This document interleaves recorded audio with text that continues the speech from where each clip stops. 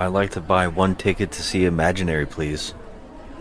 Well, I should tell you that this movie is not really good. We're supposed to tell anyone buying a ticket that this movie is not very good. Yes, I know. That's exactly why I want to go see it.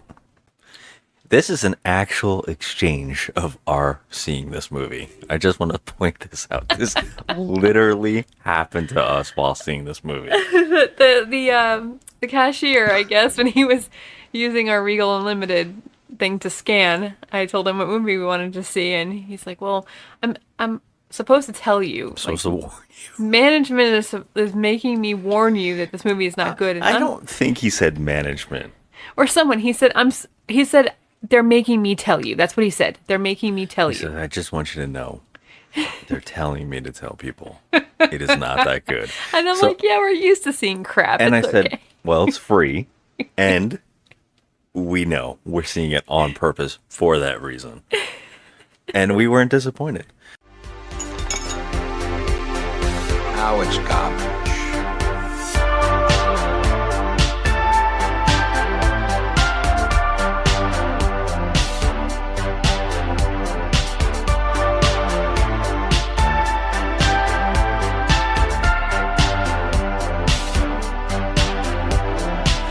Just another movie night. Hello, everybody. Welcome to the show. We're just another movie night. And I am Scott. I'm Joe. Are you Joe or are you Chauncey? Oh, I could be Chauncey. I was going to say that I was what was it? SB? SB, Scotty Bear. You're Scotty Bear? Chauncey Bear. Okay. All right. I like it. You know what? We're doing something special. Talking trash. Talking trash. Talking trash indeed. This is our show to review, spoil, debate, crap on, and give second chances to the hated, the lowest rated, the much debated, and the often forgotten flicks on the internet, all while asking the question, is this the worst movie ever made? And if not, what is? Because here on the show, we believe you can't really review a movie without knowing what the worst movie is. And that's why we're feasting our eyeballs on this shit for you. We're sacrificing our souls for you guys. Well, This is what we do. we should say that this is actually coming out a little bit later, and that this movie has been seen by many of our Well, yeah, we kind of respected people. we on already Instagram. said what we're doing, but the whole point in this month we're doing movies that are newly released this year. We knew that they weren't going to be before and afters because we knew they were going to be a little something special. So this whole month has been special movies in the theater and our shit talking. Because sometimes before and after we don't want to spoil. We just want to give our basic reviews. And on Talking Trash, we're like, no, fuck that. Some of these movies deserve to be spoiled because they need to be fully debated about. Now, on Instagram, at Entertainment Paradise said that this is one of the worst movies he's seen already. I've heard And many people say I it, saw a yeah. lot of people, but I particularly told him, wow, well, I guess I don't need to ask you what the worst movie you've ever seen is. This is already one. And he says, get it. Go get it. So I'm here to do that. This Imaginary, a.k.a. Chauncey Bear, is directed by Jeff Wadlow, the director of such movies as Kick-Ass 2, the Fantasy Island movie, and Truth or Dare. So I would already say that he has a Blumhouse pedigree of not doing so good. Yeah. People So- don't like in Fantasy Island. I did not hate it. Okay, I didn't hate it either. That's what I was gonna say, and I didn't hate Truth or Dare, even though it wasn't great. I didn't like Truth or Dare. I didn't hate it though. I mean, we've seen some freaking trash. Well, that's the problem. That's the whole point of what we do on the show is we love to talk about the things that some people automatically say it's the worst movie I've ever seen. But at the end of the day, there are so many worse things out there. And that's why we love to do this show. We love to completely decipher that. Now, as people who watch really, really bad films on purpose, imagine Fantasy Island didn't look so bad to me. I thought there was things to be commendable about it. I thought there was a unique perspective on a old property. Turning that into a horror movie.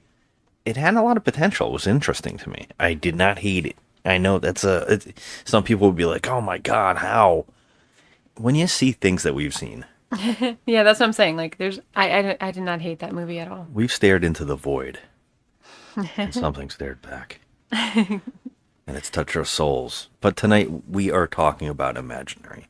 So yes, we saw this in the theater, and we have, like, every month we've had plans, we have themes, so we're kind of holding this off for a whole month full of these movies.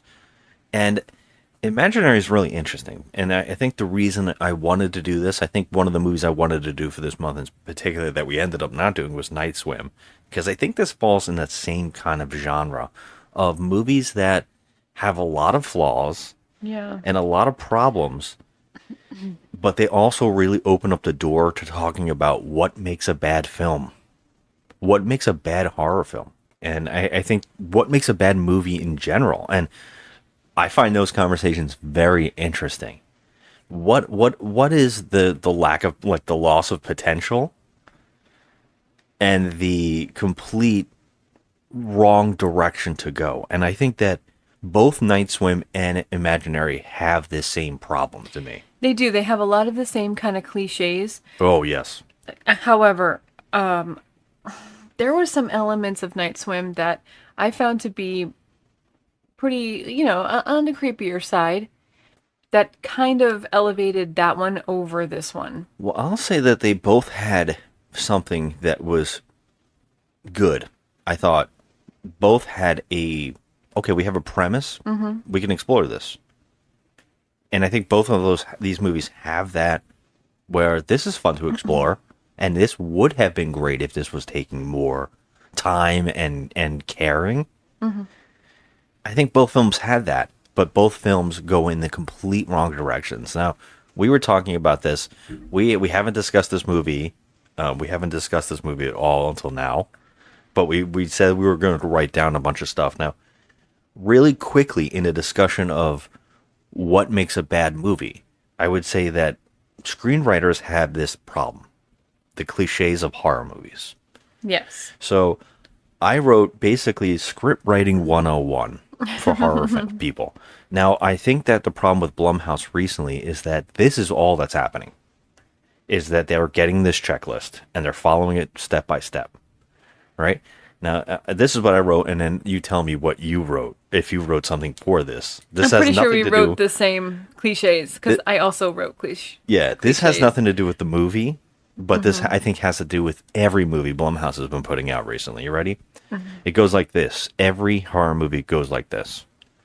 Newly married couple or getting serious starts off the film.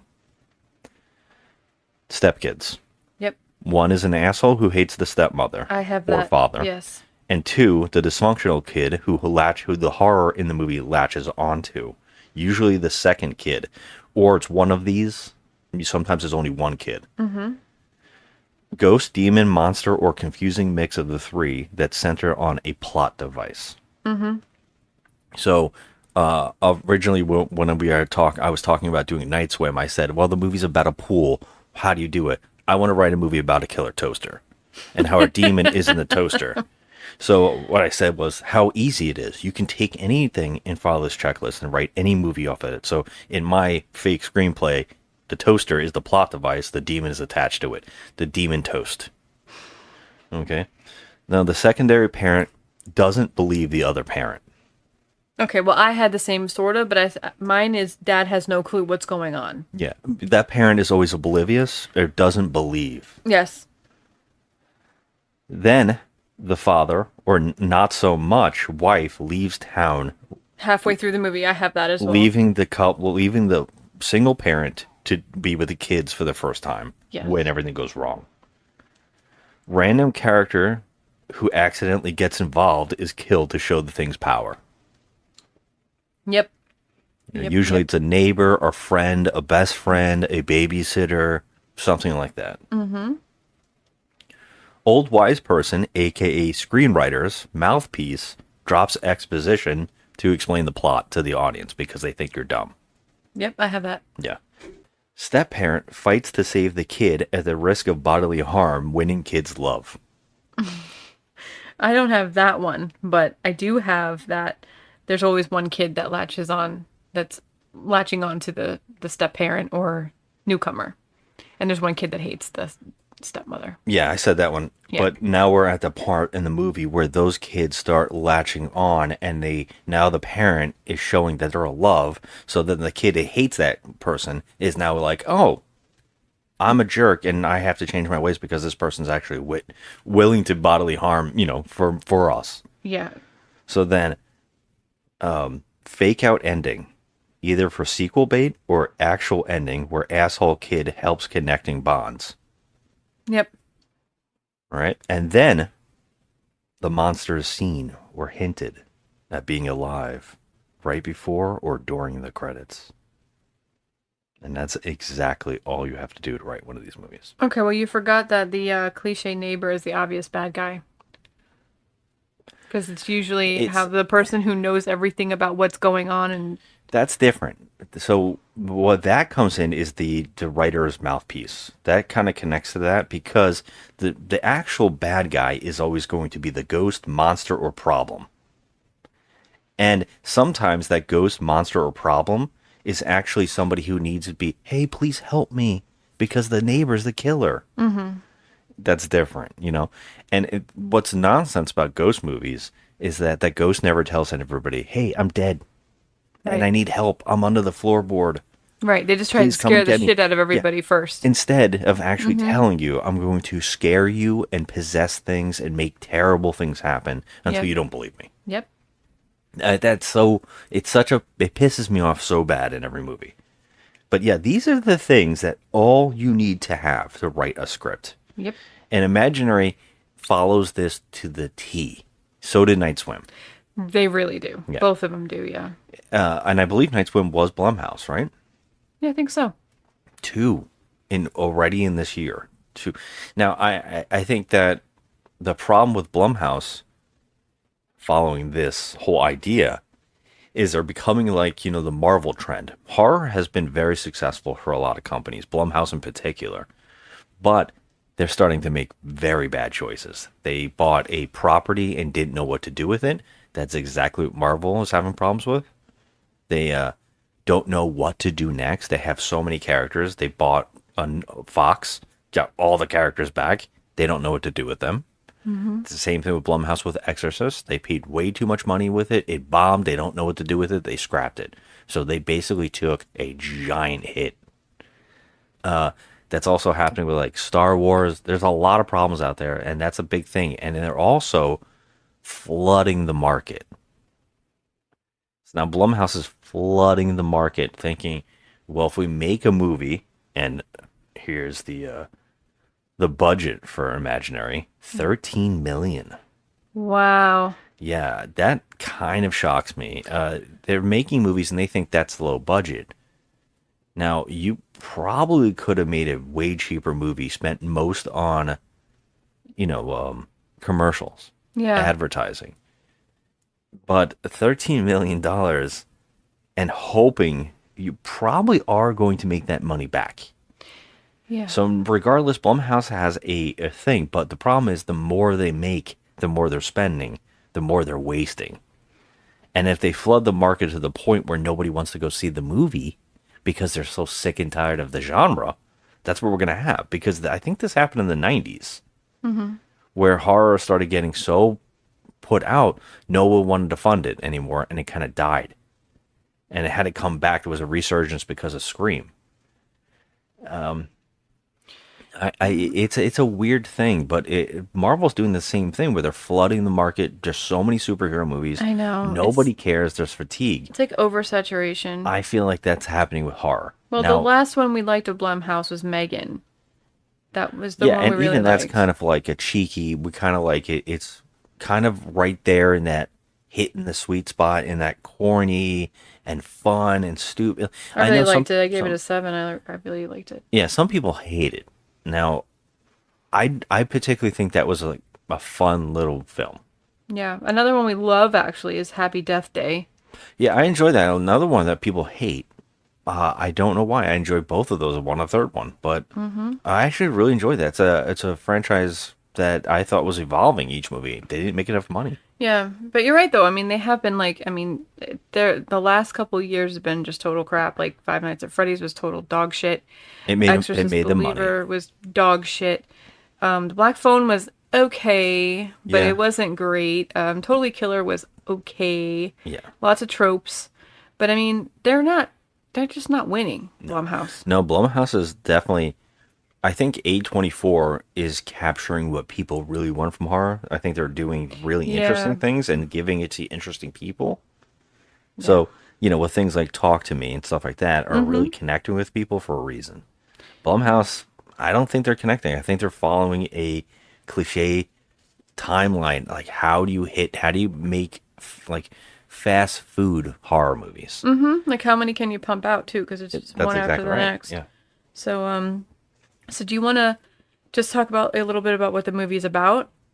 Yeah, absolutely. I mean, I wanted to get that out of the way because the movie follows that so much that it's easy to talk about this movie because you've seen this movie before. I think that's the thing that's shocking about this movie the most is just how dull it is. Like it has I think a decent premise that so desperately wants to be Chucky. It wants to be Chucky, it wants to be Freddy, it wants to be these things in this one package, but it doesn't really know how to get there. It's not, it doesn't, yeah, it seems very confused by its own premise. Like, it's just not, it's not sure on how to become what it's trying to become. They're very lost. You could tell they were Yeah. just lost. And you could tell when these movies happen is that the writer or whoever it is, the director, they have an idea. And that idea usually is a part of the movie that's a big scene or scare. They're like, oh, this would be a cool scare. Usually these movies are given to short film directors. I think Lights Out was one recently that was done where he made a online film and then they were like, oh, we like it, give him a movie. He had a harder time stretching that idea into a full-length movie to me, but yeah. and I think that's a big problem. But a lot of these people just come up with a cool shot and try to write a movie around it. And this movie definitely is that problem. That is 100% true, especially since Blumhouse is so famous for putting the most infamous scene in their movie in In the their goddamn trailers. trailer. Ruining So the shots, You're yeah. ruining it. It's like, okay, so you're trying to get butts in the seats by showing this on screen, but when you get to the actual movie and you're sitting there and your butt is in the seat, you're like, okay, this is all there is. This was in the friggin' trailer. Yeah. I was like, what the? Yeah, Like, that's a problem. I already saw this. Yeah. And I was like, go F yourself because that's crap. You can't just leave us with this one thing, you know? It's so odd. It really is an odd thing to do in your movie to ruin it in your trailers. But when you see a movie like this, you don't have much else but to show it. You know what I mean? So I get that. Now, here is the deal with this movie. We're like I said before with the cliche, the bullet points of how to write these scripts. We're following a woman who, of course, starts off the movie with a scare because usually you have to do that, and usually it's a character who is experiencing the thing earlier before the new couple comes in. This movie's not. This movie starts off with their main character right off the bat, following a creature is chasing her. And it's very confusing as to who and what is happening in the scene. Looks like it has a boyfriend. human head. It looked like a human head, but it was like a spider body. It's like a spider person who also, it looks like a man. And I was confused as to who this character was, who had no teeth and like white eyes. I thought it was like a boyfriend. And I didn't know really what was happening.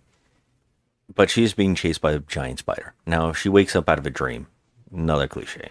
You're going to start this movie. It's going to be some kind of traumatic past that she has, and then she has to deal with it as you find out slowly what that dream was and how it connects to her tragic past that, of course, she doesn't remember.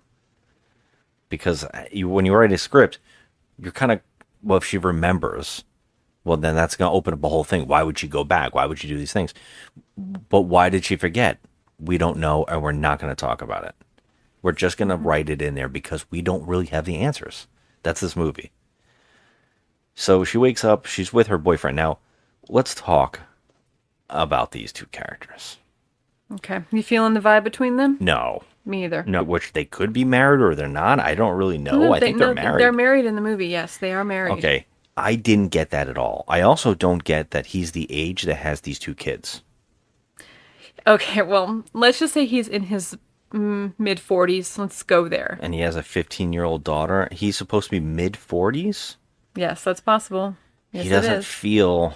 He feels like a hipster at a coffee bar. Well, he does end up being a musician. He is, of course, a musician. We don't know the specific instrument or music that he plays, but he also doesn't seem to really work with a woman who's a children's cartoonist.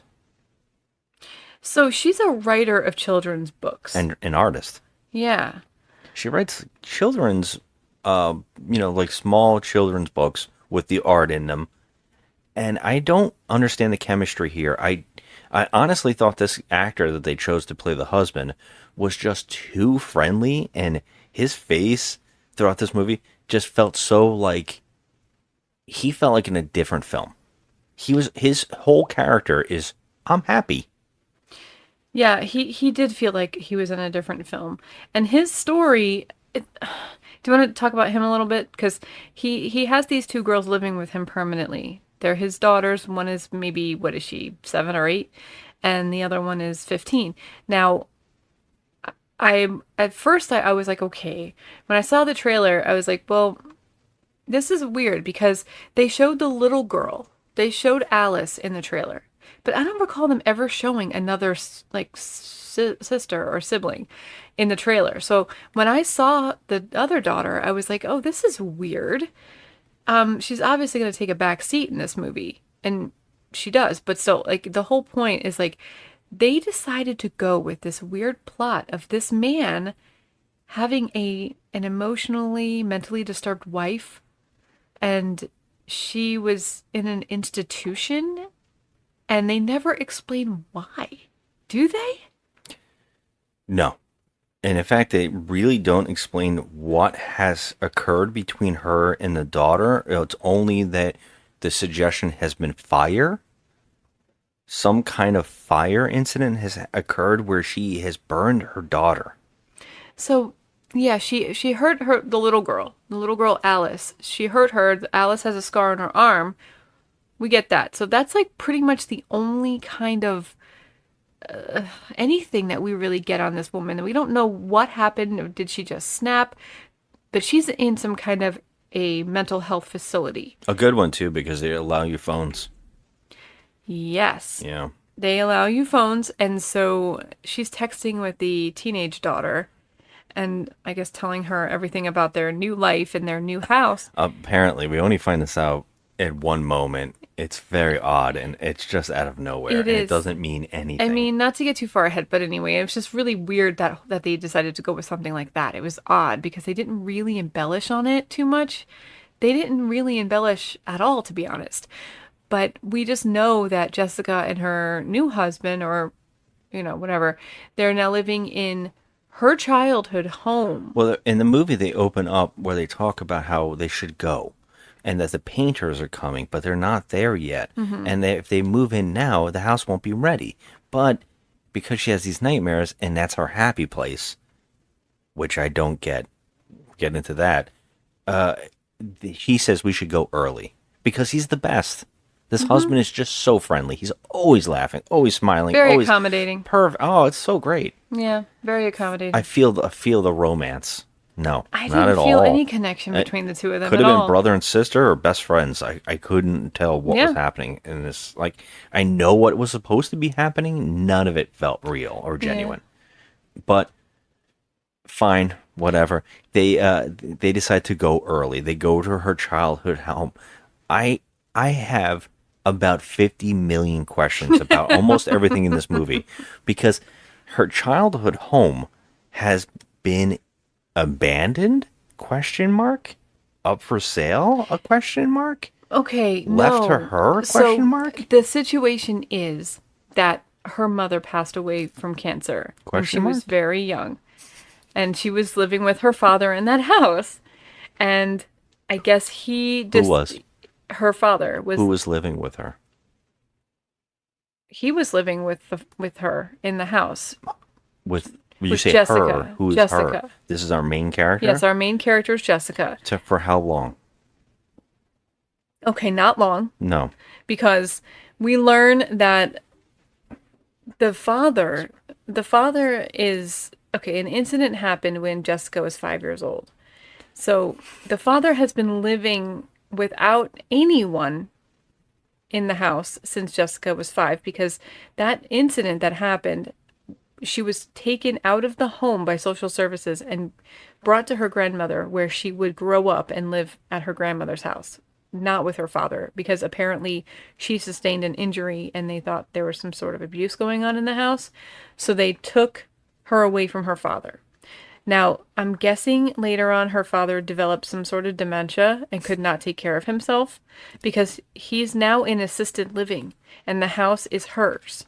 None of this makes any sense. I'm just trying to explain it the best I can. Okay. Because none of it does make any No, sense. especially when you see things and get told things. Yes. So an incident happened when she was 5. Now, at least 30 years have passed.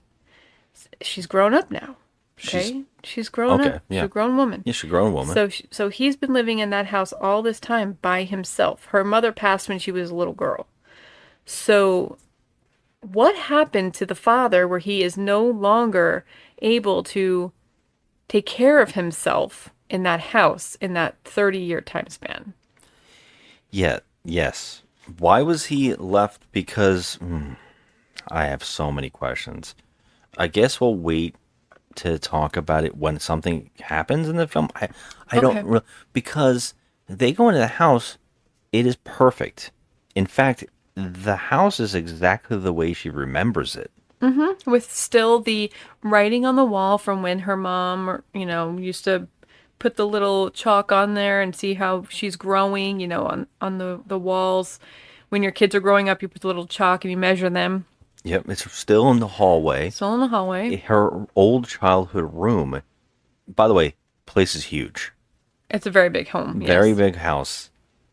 Questions what everybody does for a living to afford things, especially since he was a single parent who had his kid removed from the house.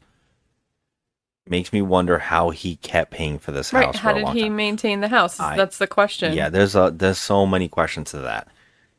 The house looks ancient, like no one's lived in it for a very long time. But it's on a very sunny, beautiful block in some suburban town. Perfect town. Yeah. No shithole. Everybody is nice. The town looks like something out of a Leave It to Beaver episode. Yeah, the grass is mowed. Everything's nice. Everything's perfect. Yeah, everything's perfect. And you remember those painters I mentioned? Yeah, they're never going to show up at the house, and we're never going to mention them again. Yeah, and in fact, I already forgot about the goddamn painters. you would think that, you know what, horror movie? Good idea. Set up the painters or workers that are going to come into the house to use them as scares. Or maybe set up the, show of the monster, which is one of these. Nope. No, we're never going to mention it. In fact, we're never going to clean this house out of the old stuff from the house. No. There is a basement that when it gets the first reveal of the basement, it has everything in a horror movie you can imagine. It is a dark dungeon with no light and a secret passageway. Nobody's ever checked this. Downstairs in this basement, there are boxes and boxes marked the year in which the girl was there. Oh, everything from when she was 5. Because that's the last time she was there. Perfect. And also, those shadows, great for showing the monster, question mark. Everything I'm gonna say question mark, because the monster in this film does not know what shape it is.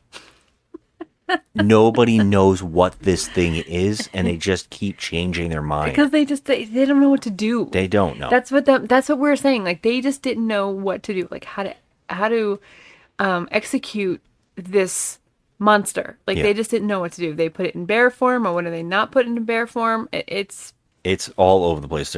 There's literally 6 forms of this creature. I don't understand it at all. Yes, but they move in and they, of course, pick their rooms. She makes her old kid room with the paintings on the wall. She makes it her art room. Mm-hmm. And she wanted to give it to the little girl who has problems because she's very scared. She has like a doll with like no head. This is like a little doll body, and she's very fragile. This little girl, and she's scared of everything, and she's covering up her arm. Yeah, she does have a weird doll with no head. It Is it? disappears. It looked like a blanket that she was carrying Is it a around. blanket? It's I a thought blanket. it had arms. No, those were her arms embracing the blanket. She was No, I know that. I thought it had little stubby little arm things, you know? I don't think so. I know what her arms are. You think those giant arms were on a doll? Maybe. You never know. I used to have big dolls when I was a kid. They're freaky. Why do you think I'm such a, weirdo? I actually thought it was like a Cabbage Patch doll without a head. I didn't know what it was. She kept holding on to it. It was like a silk blue blankie looking thing. But it doesn't matter because it goes away really quickly. She's very nervous and she's always covering up the scar on her arm. Very, very funny is the husband in this movie has a type. You know, he likes things exactly. This guy's, we said he's a really, really good guy. Yeah. Yeah, he's such a good guy that he is dating a woman who has night terrors. No, okay, they're married. They're married. Oh, I'm sorry. They got married. Whatever. They never seemed like it once. I don't even think they, whatever. Yeah, the one daughter, the 15-year-old, hates the stepmother. That's just a trope. And she's all goth out, she's looking grunge rock. Of course. And dad's looking Kurt Cobain. And he is now married. Now, remember, he was previously married to another psychotic woman. Yes. That hurt his daughter. Mm-hmm. Now he got remarried to a woman who suffers from night terrors and doesn't remember her past, who has the exact same looking scar on her arm as his daughter. He finds none of this interesting whatsoever. He doesn't find anything creepy connection wise. He doesn't find anything like maybe I have a type of psychotic women. Maybe you think that he would say, maybe it's me. Well, men like psycho women, don't they? Jeez. I mean, you married one. Yeah, and by the way, I just went right over that one. I'm not going to entertain it. No, it's okay. You're surrounded by psychotic women. Annabelle's looking at you. That's true. So, to really hammer in this thing about this guy with this woman. Now, not only does she have night terrors, where she's being chased by a giant spider in hallways, she also does children's books of a giant spider chasing a millipede woman that is her in insect form. So if this isn't a cry for help, I don't know what is. She's an award-winning children's author, by the way. Yeah, what's the name of her children's book? Millie the Millipede. Millie the Millipede. It's cute. She's being chased by a spider creature in these art things. Yeah, but then the husband doesn't think anything of it. He's just like, oh, you write these children's books that happen to have a spider and stuff in it, and you're dreaming about spiders. Maybe you should draw a butterfly and do something else. He doesn't even say that. Yes. Nothing about that. No worry about that. He's so not worried about it that he can leave town. Oh yeah. So yeah, he leaves town to go for what is he? He's some kind of musician, but he goes on tour. They never talk about it, but he goes on tour at one point in this movie. Yeah. So we're kind of slowly getting established of the house, and the young daughter, of course, because movie, she finds the imaginary friend. But it's not really an imaginary friend because it's a teddy bear that she discovers that just so randomly shows up. I think that there's a game where the woman, the main character in this movie, she's such an asshole that she goes and says she's going to play hide and go seek with the little girl. Mm-hmm. His dad is never home, never around. She goes and play instead of actually playing hide and go seek, she takes a phone call from work and leaves to go out the front door. She just leaves this little girl in a new house alone. So naturally, she goes walking around the house scared, and she hears voices leading her down to the basement, where there is like a doorway into a room that's like a secret room, and she finds it all. She's able to get in there, and that's when she finds her teddy bear, who's staring at her. You know, I have something to say. This bear is not even a cute bear. I It's actually love this bear. it's not. I don't think it's a cute bear, and it's also not an off-putting bear. It's just a bear. I think that's what's fun about it. Like they should have made a decision. I don't know. I don't like it. My favorite thing is when you pick a cute thing to go deadly. That's Chauncey the bear. The bear is, we find out, is named Chauncey. Now, the bear Chauncey is my favorite bit of the film. Anything that has to do with Chauncey itself is interesting to me. And I think that this is why I brought up Chucky, how bad it wants to be Chucky, because they actually do one-liners at some points in this movie that are very Chucky-like, like Friends to the End, this is the end, friend. They basically do that ending twice in this film, where they say something like that, and they have both kids have one. That's the problem, though, is Chauncey's so kind of interesting, and it should be the killer doll or like a possessed thing, and they could have worked on this a little bit. That would have been a better film. It reminded me very much of another movie we've already done on Talking Trash, which is Dolls, where the little girl has a teddy bear and they throw it into the forest, and she has a vision of the bear turning into an actual live-size teddy bear who rips him to shreds. And I thought this movie seen that movie, because they do that in this movie, and I think that stuff like that would have been much cooler if they would have taken it a little more seriously. They tried. This movie should have been demonic toys. And that's where I think the premise could have been great, with this little teddy bear going like ravenous, like, Yeah. or speaking or doing things like that. It's so close to being there. They do come up with some really unique moments with the bear, and there's some really interesting things around the bear, but the movie just doesn't know what to do, and it constantly just moves on and does dumber things. I mean, nothing happens. It's like those annoying long shots where you're just waiting for the doll to move. You know, it's like when I watched like The Boy for the first time or whatever. I'm waiting for that doll to move. It never does, and and then you're just sitting there forever, just waiting on the same thing forever. Like I wanted that doll to get up, that teddy bear to get up and do something.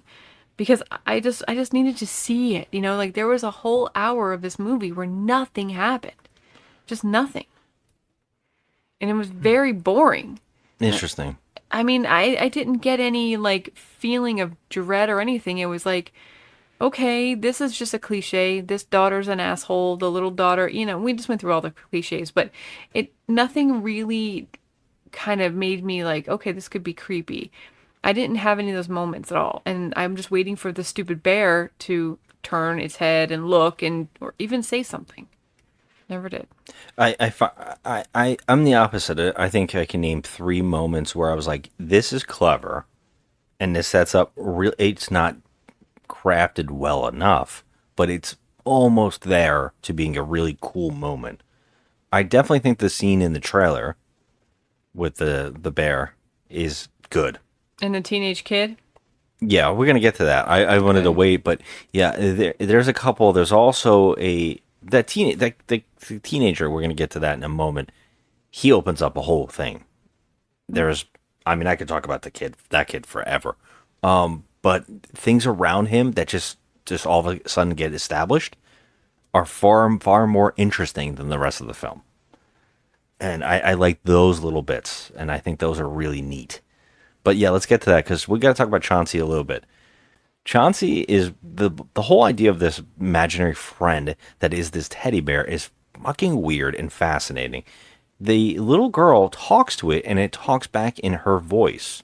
We don't see the bear talk. We just think that she's talking to herself, like she's possessed, which is strike number 1 of bad decisions. Yep. Having the little girl who, and I would say strike number 1 on the whole film is the cast is not well crafted enough. everybody seems just a little bit off, or a little underacting, or just not right in the way that the emotion deserves to have moments way, like in any way.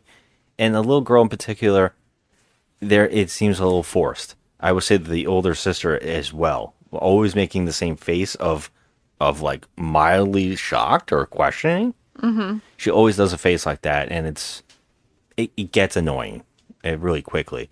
But having her also voice Chauncey brings away the creepiness. Yeah, it does. Chauncey needs his own voice. Maybe we shouldn't play together anymore, Chauncey. Maybe we shouldn't be friends. No. Or at least the demon, Yeah, whatever it is. I'm trying to say is like, I'm waiting for him to do something, like to be himself. Like, I want to see him do something that's extraordinary. No. Yeah. But Chauncey sends her on a grocery list. He gives her a scavenger hunt of things to hunt, and this should open up to one of those scary things. It's not. It's kind of laughable in a weird way. But she goes around the house and starts collecting strange things, like a paintbrush, I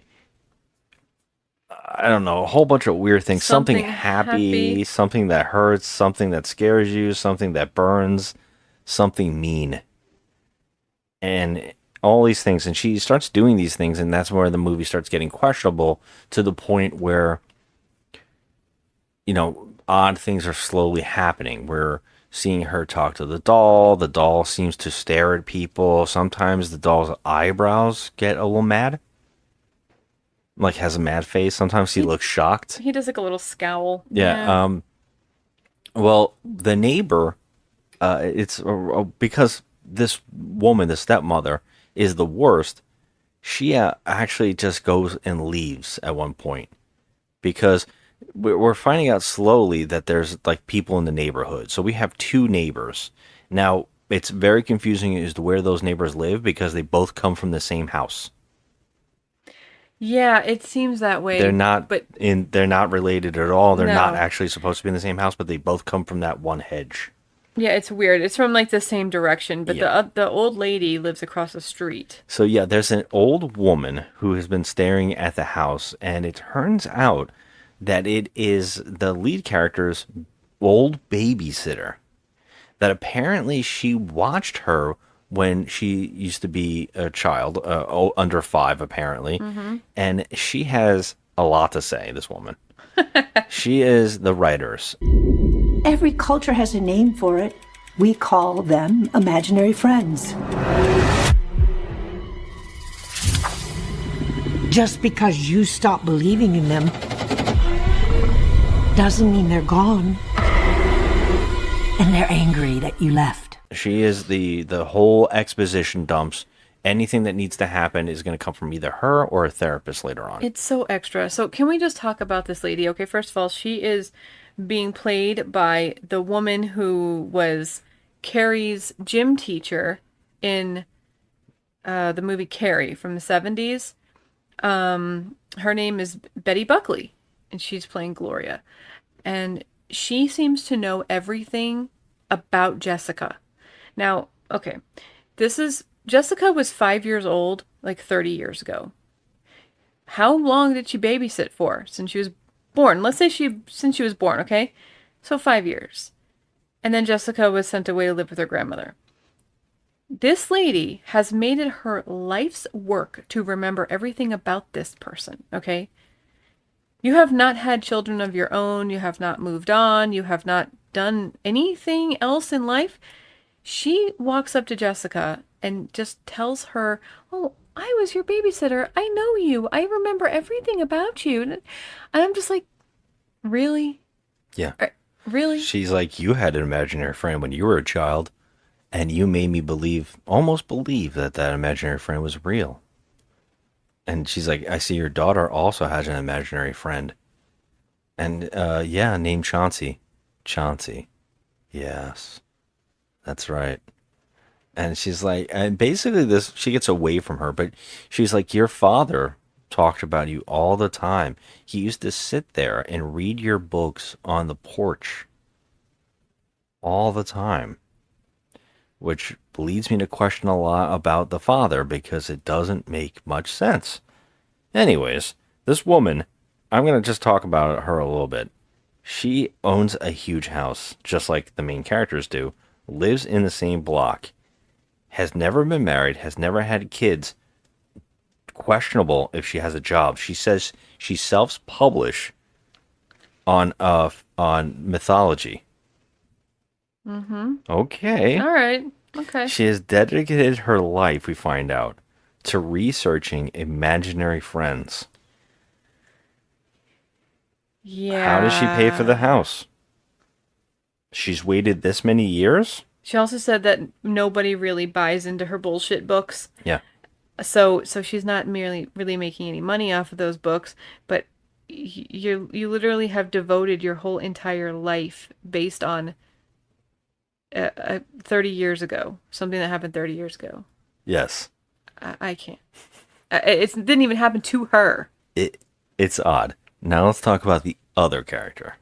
The other neighbor is a boy next door who's flirting with the older daughter. And the older daughter is, wants to hang out with him. Well, the stepmother, the main character of the movie, decides to just leave these two kids and leave this asshole stepdaughter with the crazy stepdaughter and go see her father in an institution. Yeah. And now we find out that her father is the man from the opening dream that I didn't know who he was. And he is a very gigantic dude, this actor. I mean, he's huge. Also, bad choice in acting, actors to choose to play this part because he seems comical.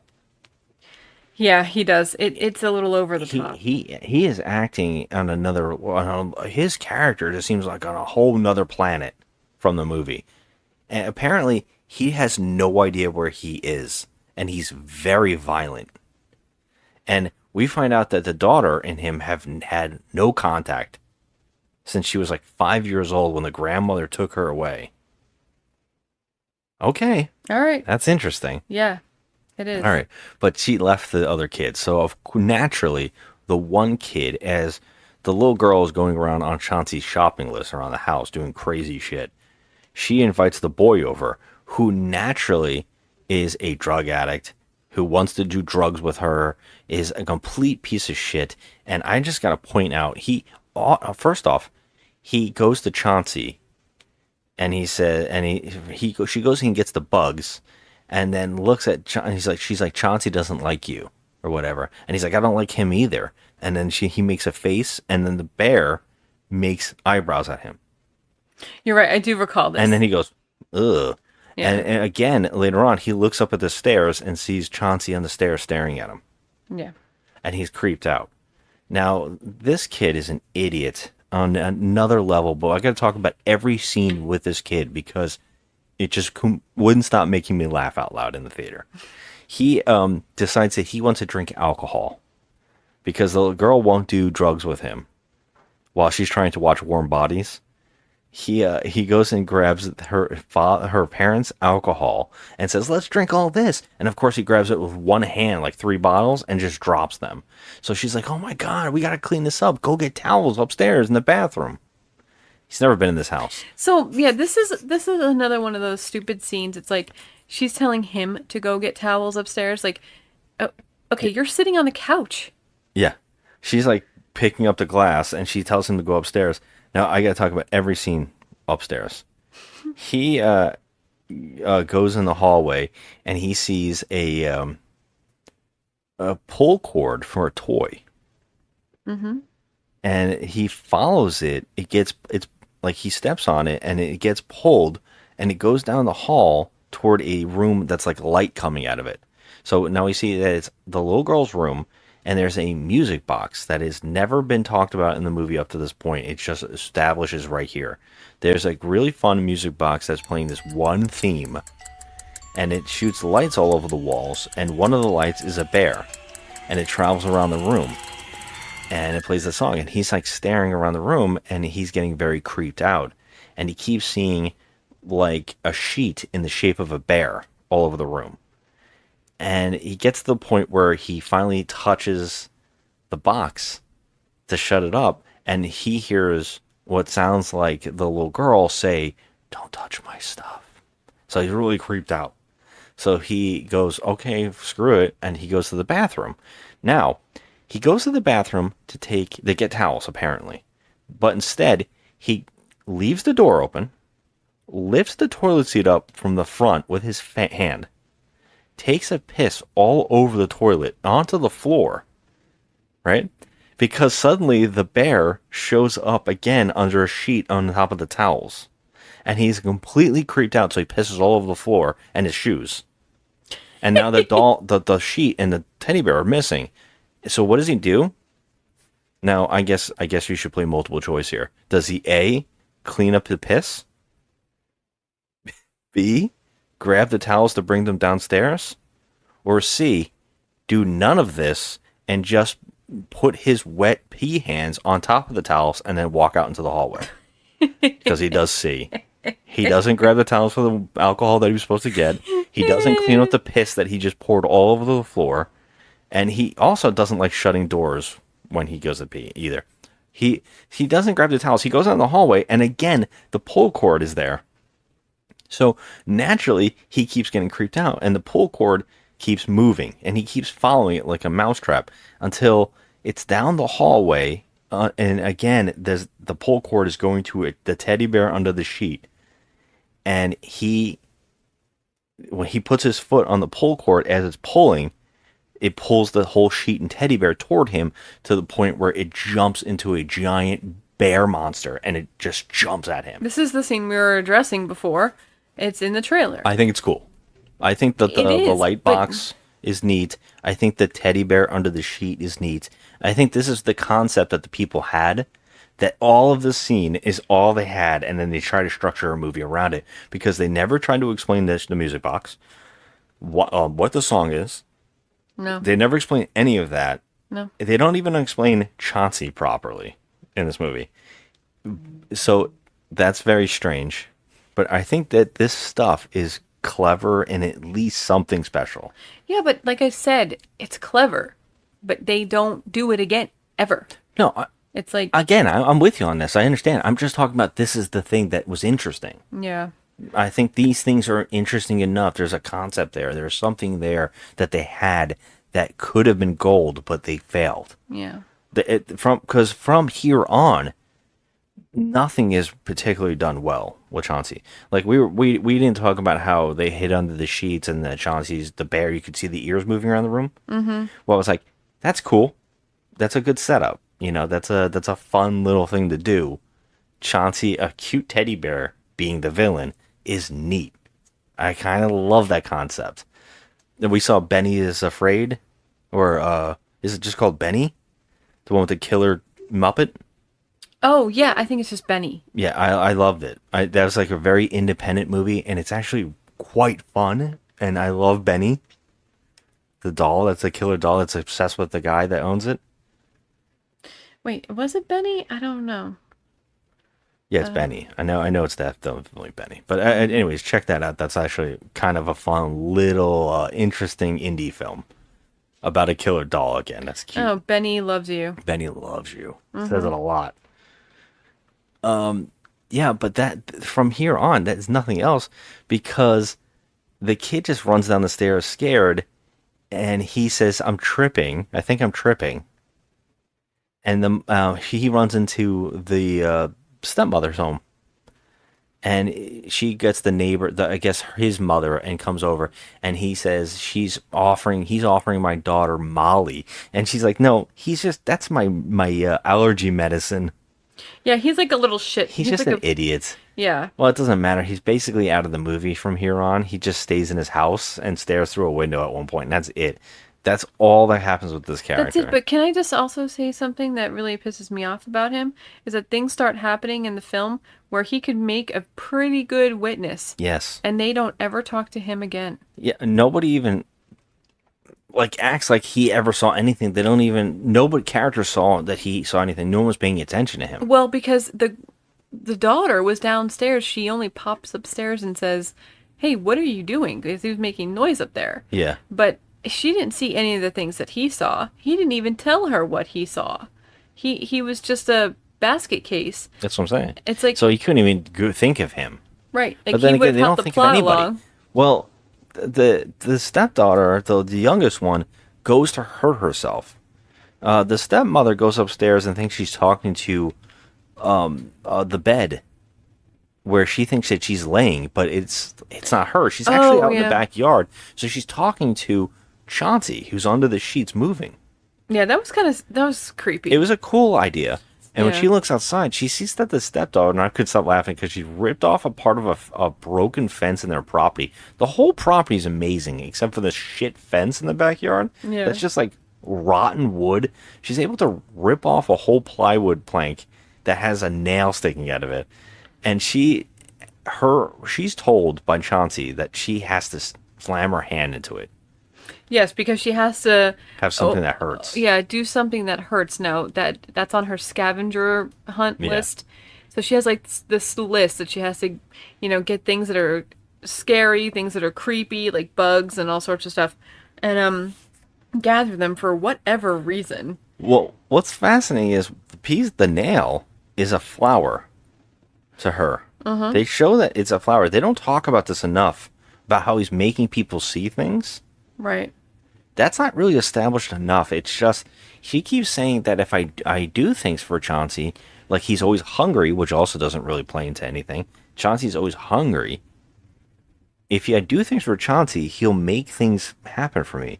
One of those things is that the actual mother of the kids has broken out of the psych ward and come for the kids. And Chauncey made her look like she was in a dress at a tea party.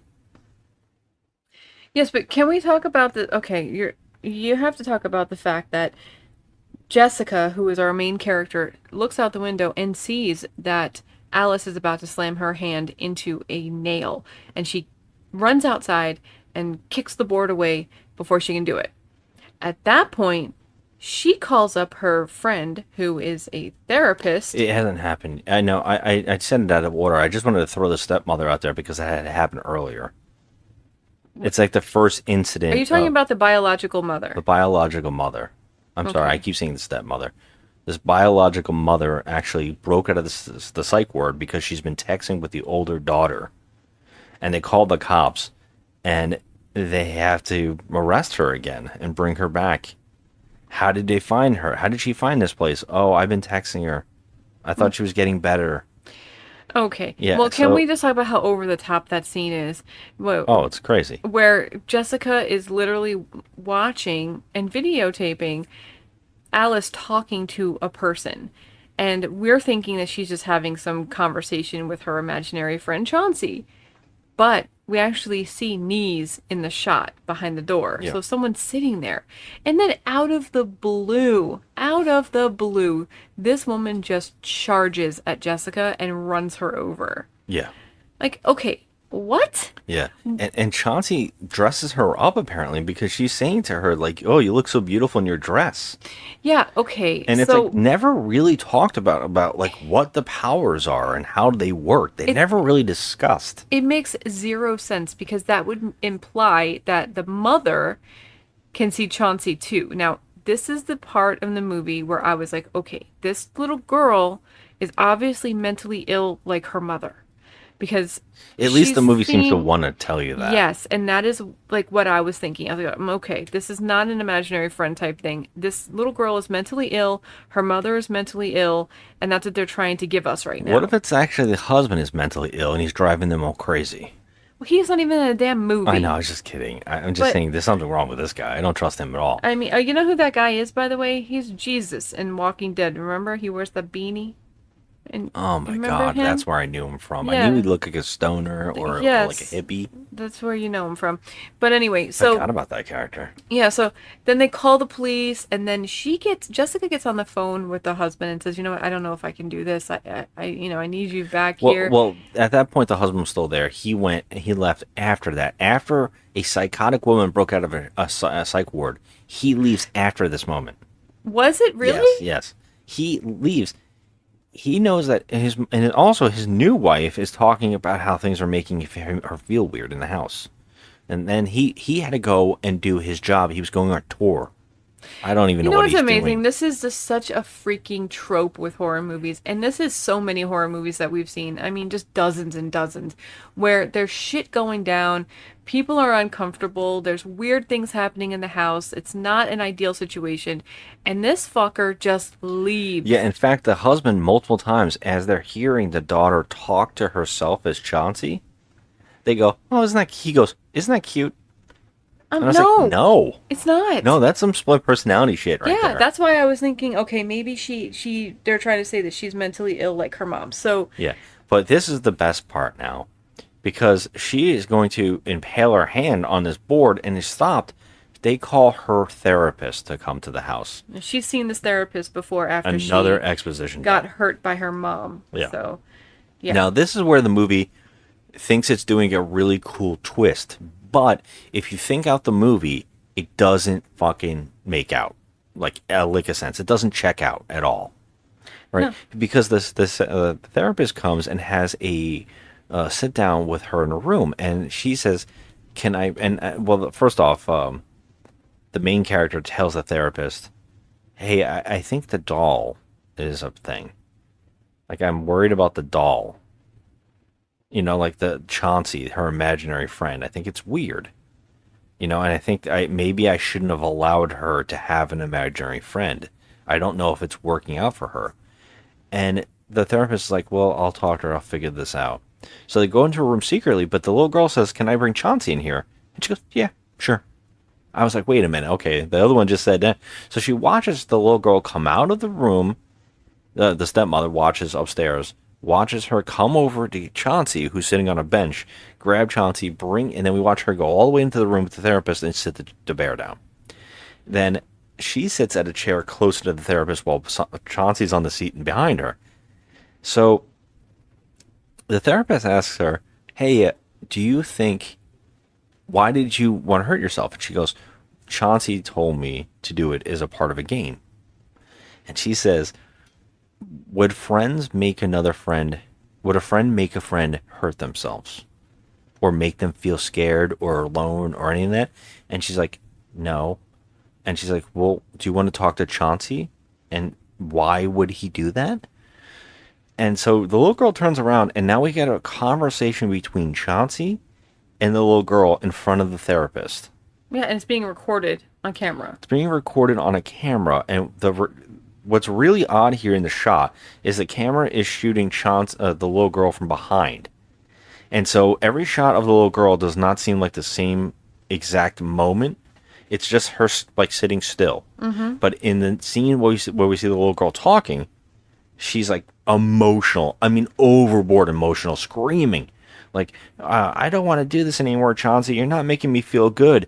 And then when you see the behind shot, we hear Chauncey's voice version of her. Maybe we shouldn't play together anymore, Chauncey. Maybe we shouldn't be friends. No.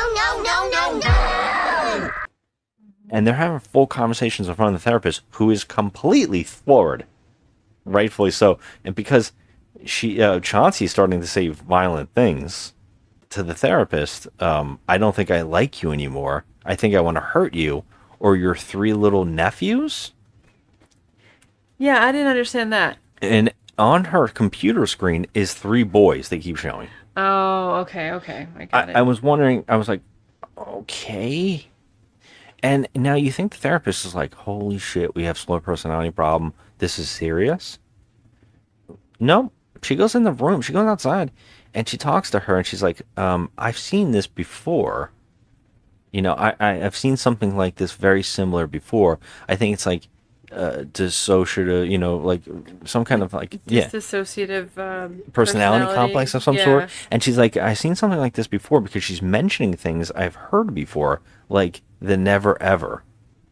You know, she mentions the never ever or something like that. And she's like, "I've heard something like this before, and I've also seen a case like this." And then she goes and shows the stepmother footage from a previous case, which I think is kind of illegal. Okay, first of all, it is okay if it is illegal, but there's always these freaking moments. And she has it on the laptop that she brought, which is really funny. And in this video, it's of a little boy talking about his imaginary friend who made him cut off his thumb. Yep. And he mentions the never ever. Yeah, Okay. and because I get to go to the never ever. And she says, right after this video, this kid went missing and we never found him again.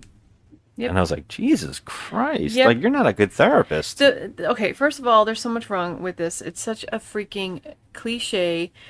Do you notice that this woman says to Jessica, hey, I know how to help Alice. I'm going to have you speak to a colleague of mine. Thank you for bringing up her name, Alice, because we didn't talk about how on the nose that is. Following Alice down the rabbit hole. Yeah. Well, so she says, I know I can't help Alice, but I know a colleague who can help Alice. And usually in these movies, when that happens, they'll go see the colleague, like Chris McNeil, in The Exorcist, went to 1,000,000 doctors. 88 fucking doctors. Anyway, love that line. Yeah. But she never ever follows up with this. She never calls the colleague, or nothing gets followed up with. Yeah. At all. Mm-hmm. It's so bizarre. Like, how bad do you want to help this child? Yeah. It's so weird. So like that's one thing that just got thrown out the window. It's like, okay, I'm a therapist. I've seen this happen before, but I can't help this kid, so I'm leaving. Bye. Yeah. But let's not talk about the most important reveal here, is that Chauncey isn't there at all. That the therapist tells her, what doll? And the main character's like, what? Yeah, because Jessica's like, why'd you let her take the bear in the room? Yeah. And she's like, what bear? Yeah. Like, there's no bear. So she goes back to the video camera footage, and the bear is not there. But you see Alice talking, but it's her voice, but she's, like, not moving her lips. And the therapist says to Jessica, has she ever, practiced any ventriloquism? Yeah. I'm like, she's fucking 5, because when idiot. she turned around, she wasn't moving her mouth. Right. And the therapist saw this and was like, holy shit. Now, but then she's like, I've seen this before. It would have been cool if the colleague was like, some kind of priest, and it went into like some other movie, or they did some kind of... I'm glad they didn't mix more doctors into they this. did some flipperoo or something, but it didn't go anywhere. Yeah, but that's not... The important part of this is that the reveal is that there is no doll, and then the other sister is even like, it's an imaginary friend. Mm-hmm. An imaginary friend isn't there. Right. There is no teddy bear. Now, I will say that everybody has looked at this thing and referenced it. And we know for a fact that the next door neighbor kid saw it make a face multiple times. Unless, like I told you, she was holding air, and they make a point to show you that she was holding air, and all the times that the doll was there but really not there. Maybe, she said, oh, my bear Chauncey is going to get you or something. To the kid next door? To the kid, and he just looked like, where's Chauncey? And so that wouldn't make sense to him seeing the bear all over the house upstairs. That's true. That the sheet is in the shape of a bear. The pull cord is going to the bear. The light on the wall is the bear. When the sheet comes toward him, it jumps into a giant bear. That's why so would true. why would that mean anything to him? So he did see it because it grew into a giant bear monster, and it scared the shit out of him. And I know because in multiple other scenes, I think they even there's another interaction with the bear. I know it, and I'm like, every time it happened. So they're saying that, oh, you know what this is? This is the therapist says, oh, I know what's going on. You have past trauma, because she mentioned the never ever, and she's like, yeah. She runs out of the session, goes down in the basement, grabs her 5-year-old things, and flips her a book, and it goes, oh, I have a painting I drew when I was 5 years old of the never ever. How the fuck do you remember that? I know. She doesn't remember anything from that day. I don't remember what I did 15 minutes ago. She doesn't remember anything. And that one thing she remembers. And then she says to her, and I think it's early on, she was looking for the book for a second, and she saw the never ever picture. I think that's why she remembers. But the therapist goes, this is funny. She saw a girl talking to herself violently with 2 voices, and one of the voices came with no mouth movement. Mm-hmm. And the voice also threatened her grandkids. Why would she even know about that? She's a little kid, right? And she says, "Oh, I know what's going on. I've seen this a lot before. A parent and a kid, they share their Past traumas, trauma. and it's like it's a connection type thing where she's experiencing what you experienced once, and I was like, how does that explain the throwing of the voice? How does that explain the little girl violently coming after your grandkids? Is it her grandkids or her nephews? Who the I don't fuck know. knows? I don't Whatever, care. whoever. Yeah. But bottom line is, like, no one gives a fuck. But bottom line is, like, if I saw a kid talking to herself like that, but not really talking, just it was And the being voices violent? coming out and being violent, I would have literally called a freaking exorcist. Like that's just paranormal shit right there. Yeah. Okay, I'm sorry.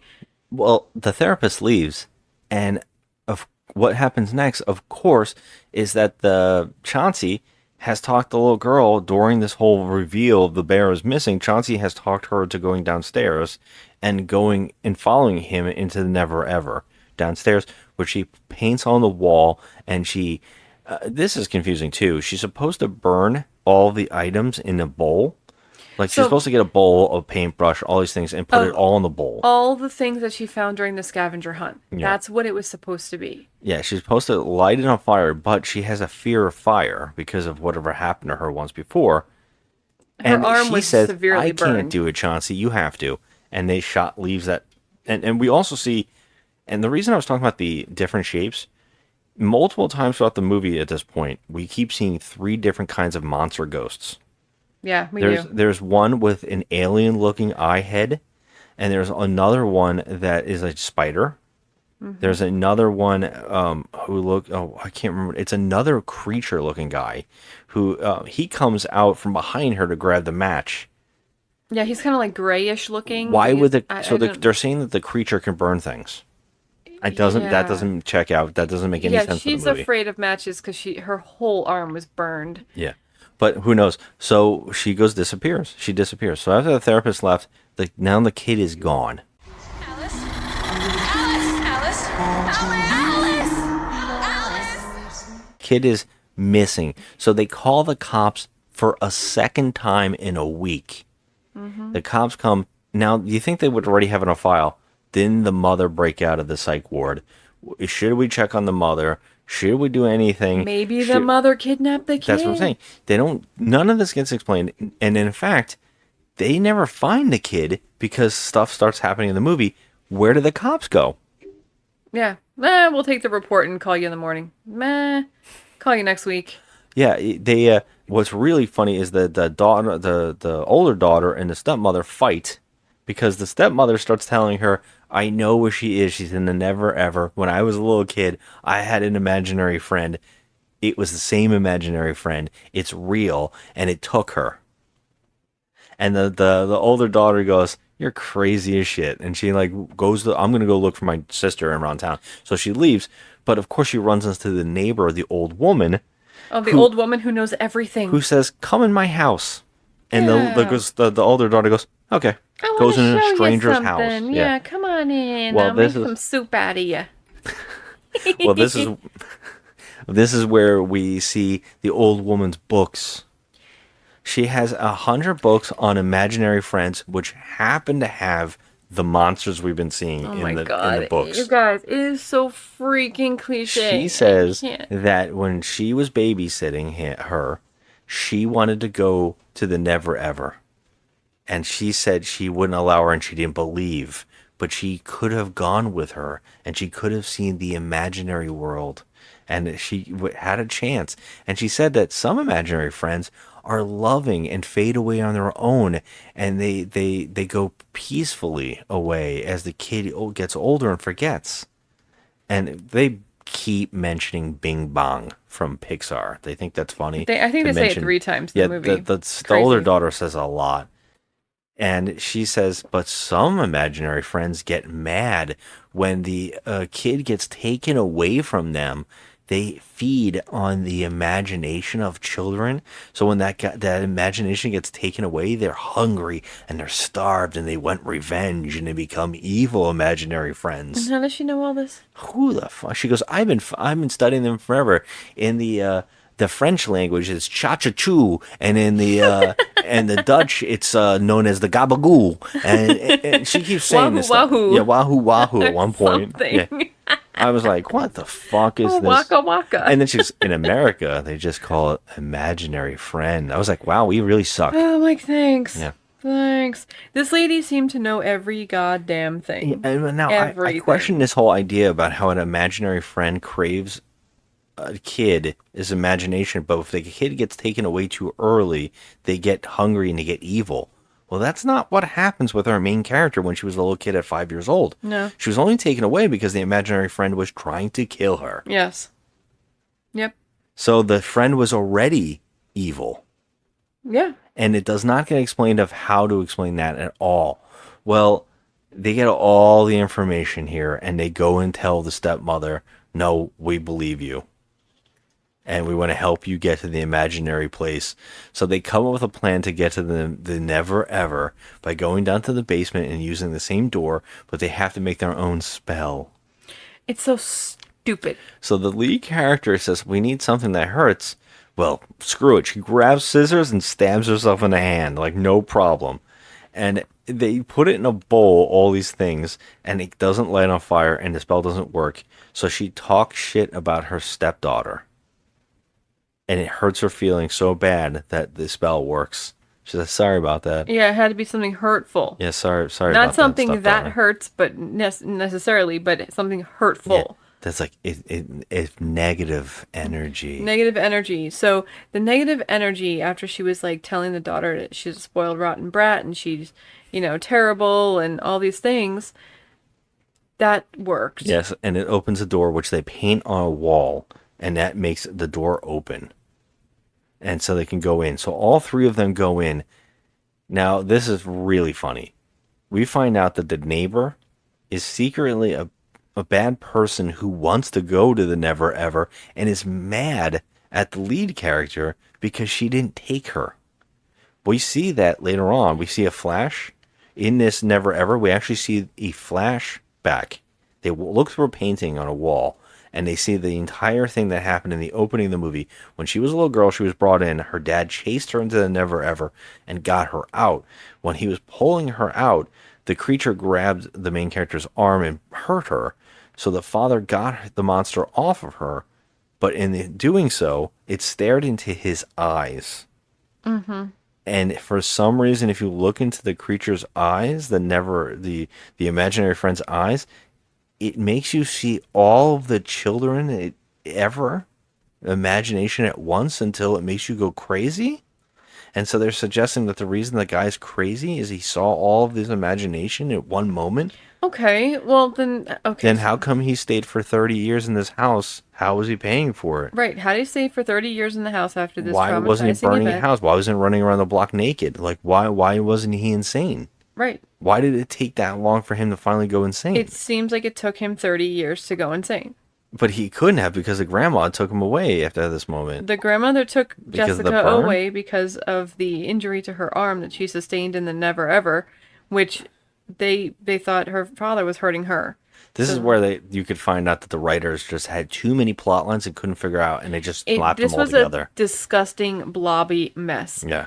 Because we're like, oh, you know what? We have to explain why he's crazy. Let's say this, and then they didn't think about it, and they were like, wait a minute, though. He had like 30 years. Yeah. Like, what did he do in the 30 years? Was he crazy the whole time? They have no answers for any of that. Just don't think about it, man. I mean, the coolest set pieces were when the three of them, I guess, went into the Never Ever. It looks terrible.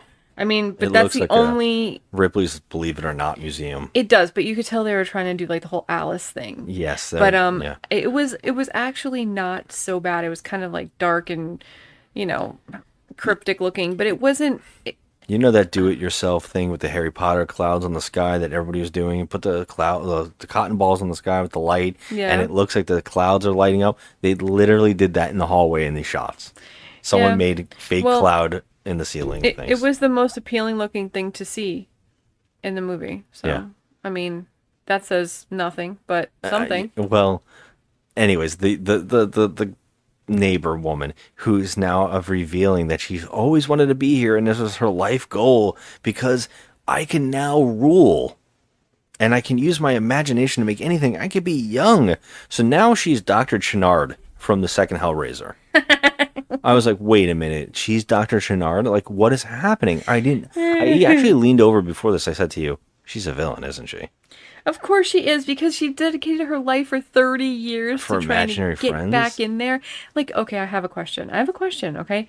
This is very valid, and I wanted to pose it to you last night. If she was waiting all this time to get to the never ever, why didn't she babysit for another child who might have had an imaginary friend? Like, I feel like she didn't work too hard to get back there. She literally waited 30 years. Jessica may never have come back. That's exactly right. She waited 30 years. What if Jessica never came back to her family home? This woman would never get back to the never ever. Yes, and she also reveals this crazy bunch of information that also doesn't make the Chauncey Bear thing make sense, because she says that she actually talked to Chauncey. And Chauncey asked her to bring them to this place. Okay, but here's the thing. Apparently no one can see him. So, whatever. But this is what I'm saying. Like, she could have easily, like, became a nanny for, like, another kid and tried to get back to the never ever. She never did any of that. She started writing a series of books. And I would ask, when did this happen? Because Chauncey has been under the stairs forever. They also revealed that she tried to buy the house. Yeah. So the house was on the market? When? I know. None of this makes any sense. None of it. That's what I kept saying. Like, how long has this house been abandoned? What's been going on? Why was it for sale? Who put it for sale? Why is she moving into her old child home when it should have abusive memories, not happy memories? Yes, but it wasn't an abusive thing. Her father did save her life. But she doesn't remember that. She thinks that her father tried to hurt her. She's scared of her father. That's why she doesn't talk to him for 30 years. Yeah. So why would she want to go back and bring these stepdaughters, these new girls, to a house that is nothing but trauma to her? That's true. None of this makes sense. I want to know, when did the bear talk to this neighbor? When and how did they talk to each other? Right? And also, she says she knows the name of the bear is Chauncey. Yeah. When this is a crazy thing here, is that all over the walls she wrote CBEE, CBSEEBEE, all over the walls, because when she was a kid she couldn't say Chauncey, so she was saying CB, Chauncey Bear. Okay. She was saying CB. Okay. Right. And for some reason, the neighbor knows Chauncey's the name, although when she was babysitting, and by the way, she wasn't babysitting the day that the thing happened, so how does she know any of this? Right. How does she know? How does she also know that Chauncey Bear is CB? Right. No idea. And she also knows the spell. Oh, you need something mean. Oh, you need something like this. Yeah. How does she know all that? She know it? Did Chauncey give her is there a scene cut from this movie where Chauncey gives her instructions? Right. She wasn't present the day that all of this went down. So how does she know anything that happened? Guess what, Joe? It's not important, because she's murdered instantly by a giant bear. Yeah, she is. Off scene, she's ripped into her door by the giant bear hand. By the way, the giant bear in this movie looks like shit. Yeah, it does. It has these long hands. The person in the suit is wearing extra long hands, extended hands. It is so bad. It's so funny because the one in the dolls looks better. Oh my god. Yeah, it does. It does. Chauncey grew into a giant bear and ripped her into a room and killed her, and now is trying to separate the girls from each other as they look for the little girl. And of course, they start witnessing crazy things. So, since anything can happen in an imagination world, do you think anybody's going to use their imaginations to do anything? Nope. No. They're not going to do anything with their imaginations. They're not going to do anything. No imagination thing happens whatsoever, except there's some crazy Alice in Wonderland stuff, like going into the rooms and having little moments. So one goes into the room and the light thing happens with the bear. The light goes around the room and then it comes to a bear poster and it turns into the giant monster bear, but it doesn't do anything to her, although it ripped the woman up in a second. But now everybody can see the bear. Yeah, so. Everybody can see Chauncey. And then she says, I can see Chauncey now. And this goes on for a bit where everybody just keeps changing. People, the original biological mother's there is a creepy woman. There's a tea party, the whole damn thing. And the funniest part is the little girl says, I want to stay here. It's amazing here. I have everything I want. My mother's here. All my toys are here. You guys are now here. And they're like, yeah, but we got to leave. And she's like, you know what? It's fun to draw the door on the wall because I feel like, oh, we could draw the door anywhere and get out of here. So they start smearing paint. And then the little girl goes, yeah, remember all that stuff I just said about how I don't want to leave because I have everything here? Yeah, I don't feel like being here anymore either. I was like, what the fuck? How did they talk her? And she actually turns to Chauncey and she says, yeah, yeah, I've had enough. What? A second ago, you just said you had everything you wanted and you were happy. Yeah. It just comes out of nowhere. So she starts. They escape, or at least they think they escape because she's in a dream again, and everything. And it's like the cheesiest dream. And I knew it was a dream because it was so corny.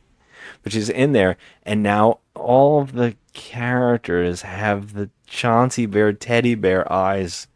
It looks so fucking bad. It looks like something out of like an old Buffy Vampire Slayer episode. Oh my god, it does. It's so funny. It reminded me of something really, really bad. I just can't think of what it is, but they all have it and they like chase her.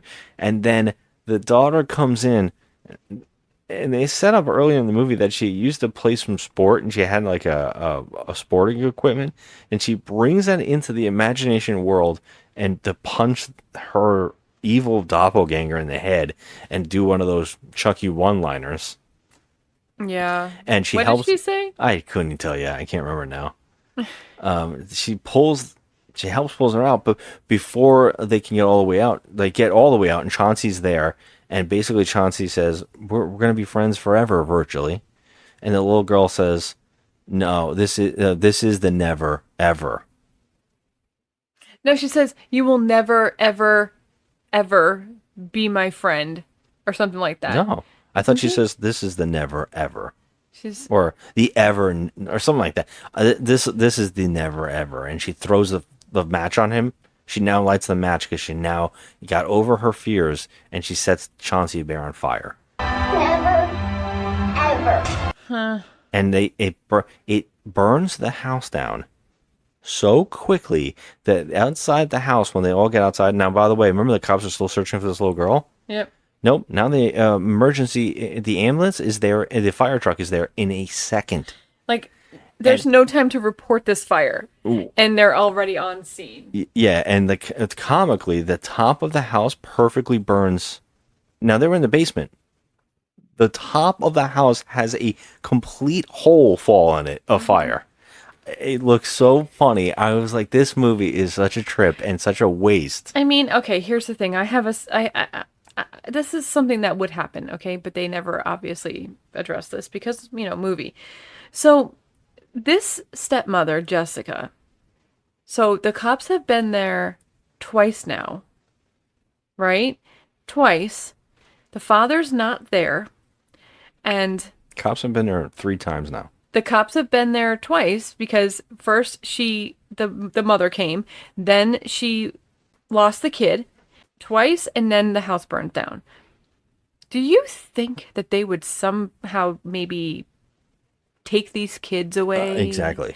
I mean, call social services. This woman is not capable of taking care of these children. I mean, they're in danger. Yeah. Literal danger with this woman. Yeah, and also our main character falls from the ceiling at one point, breaks her leg, and also has a stabbed hand, and she's on crutches, and we just see her go to a hotel in crutches with the bandages. No police, nothing. She just is looking for a hotel. Yeah, and the stupid-ass husband still hasn't showed up, right? Yeah, because he's in another country. I just have no words for any of this. But of course it ends with they're at a hotel in the lobby, and they see what looks like peeking over a chair is bear ears. Turns out that it was just a little boy who also had a teddy bear. But guess what? It's actually Chauncey. It's Chauncey. So he has latched on to another child. Yep. This movie has so much wrong with it that I just have no words. Yeah. I don't even know how to even say this. I can't believe that the police didn't arrest them on arson. The police didn't arrest them on the child endangerment. It's so crazy. That's what I'm saying. Like, why didn't they call social services, take these kids away? Instantly, you're right. Like, I mean, Twice the cops were there, and then the fire department had to come because they burned down the fucking house. Like, I don't know, man. Something's not right. Yeah. Something's not right. But I mean, you have to ask yourself the question, the very famous question, though, Scotty. Is this the worst movie ever made? Absolutely not. No. It's not the worst movie ever made. Is it dull? Is it boring? Yes. Does it have a potential that it completely squanders? Yes. It's not the worst movie ever made, though. No, it's not the worst movie No. ever made. So what will you give it score-wise? I think I'm giving it a 4. Okay, so I was thinking 10. about giving it a 4 because it seems to be, I mean, it's a capable movie. Yes. The plot is just bad Yeah. and poorly executed, and the actors, the casting was just not really on point here at all either. Even though I liked the character of Jessica, I thought she was sweet and pretty, and I didn't mind her at all. I thought the character of Alice was a little too, doing that overly cute kid thing with the little voice. Oh, yeah. Maybe we shouldn't play together anymore, Chauncey. Maybe we shouldn't be friends. It was getting obnoxious after a while, and then the cliche teenager was just an asshole, and I wanted to kick her in the face. So it was like, there was nobody that I really liked or cared for in this. I even thought the therapist was a stupid asshole. So it's like, Truth. But, I guess I'll give it a 4. But, that brings us to our segment of why we can't have nice things. Where, I show you 2 extremes of online movie reviews and, how the internet destroys the movie rating system. So I'm going to give you one 1-star review and one 10-star review. And this should be freaking fun. Let's start with the 1-star review today. I can't believe you can find a 10. Oh, there's several. Okay, so 1 out of 10, wow. There are not enough words to describe how god-awful the storyline, acting, and wannabe jump scares are. I feel sorry for the other people in the theater with me. I think we all said, what the hell is this piece of shit at the same time. I almost reimbursed ticket costs to people as a token for my sorrow of the loss of time we all endured. I can't imagine these actors accepted this as a good choice in their careers. I would be ashamed to attach my name, honestly. I honestly would have used an alias. Hollywood has run out of ideas, good script writers, actors, all of it. If you are in need of a good nap, go snore through this one. That's a 1 out of 10. Okay. Wow. Wow, that's what he said. Yeah, I mean, it's very harsh. You couldn't find anything interesting about it, but I mean, I get it. I can't fight with these people. I understand what they're getting at. I just think they go a little too low. There had to be something in there that was at least decent. Yeah, at least 1 or 2 things that were like, okay. Would you have liked it if Chauncey was like going ravenous? And, like his eyes went like red and he got fangs or whatever, or like he had a mouth and he was talking, he had a cool voice. I was waiting for it. I wanted it to happen. Would that have made it better is what I'm asking. Yes, I think so too. Because then it would have turned into like schlock, and I love schlock. I think that would have been a more fun movie. I think that's what people kind of want. Yeah. Very disappointed that Chauncey's not real. Yeah. Well, this review is so ridiculous, outrageous, and I just don't. Okay, so this review is a 10 out of 10, better than expected. Imaginary turns out to be better than expected. From the movie trailer, you might think is in the vein of Annabelle or other possessed toy movies out there. It turns out to be something different and more original. Taking a very familiar route at first, Imaginary moves away from being predictable with various twists and turns, till it guides the audiences to a solid third act that might remind audiences of Hellbound Hellraiser 2 in many various ways. DeWanda Wise and the cast deliver solid performances. Also, Veronica Falcone, Dr. Soto, has a good performance. Sadly, the freaking therapist, he's saying, has a good performance. Sadly, the rest of the characters aren't important or were underdeveloped, making them uninteresting or in some cases repetitive, ridiculous, or over the top. The visual effects and the creature designs are great. Another thing I like is set designs. This film has various, and you can appreciate the effort. Overall, Imaginary delivers an entertainment, giving us something familiar, but also different and original. And yes, it has its flaws, but it deserves a watch. Okay, if this movie has its flaws, Why a 10? why are you giving it a 10? Yeah, and can I also point out this thing that really bothers me about this Annabelle? Annabelle isn't a doll that moves. Yeah, people It's don't... exactly like Chauncey in this movie. Yeah. Chauncey does move, actually, so it is kind of a possessed doll. Annabelle is a real... a conduit. Yes, but she is a physical being. She's not imaginary. She is a doll. She's a real doll. You mean there was once an Annabelle? Annabelle itself never moves. The monster moves it. It's the demon who's attached to it. Yes, of course. But it's a physical thing that you could touch. Apparently, Chauncey in this movie that's true. But not. he pointed out, like, oh, it's not like your possessed dolls that move. And he said, like, Annabelle. And I'm like, again, with this Annabelle thing, no, it's exactly like Annabelle in that sense, where it's a conduit. But you're right, Chauncey is not really there, which is you mind-blowingly weird to me. Poke him. You can't poke him. And again, at the end, doesn't make any sense. With the little boy has Chauncey. Mm-hmm. And the shot, we see a different bear. It's a completely different bear. And then it turns into Chauncey. Yeah. So my thought is that the bear is actually there, but it's Chauncey. So the mother can see the bear toy that he has. And they also all saw the bear looking over the thing. Yeah. So the bear is physically there again. This movie cannot figure out if Chauncey's there or not. Right. It cannot figure out what the hell it's doing. It just can't. So I'm... Yeah. I mean, again, it's like giving it a 10. I mean, come on. You know it's not... I can't stand that. People use IMDb like it's going to be one or the other. It's like perfect or it's not. I can't stand that shit. Well, if it's not the worst movie ever made, is it going on our list? I think it's going on the list regardless, because all the movies we do on Talking Trash now are going on our list. Mm-hmm.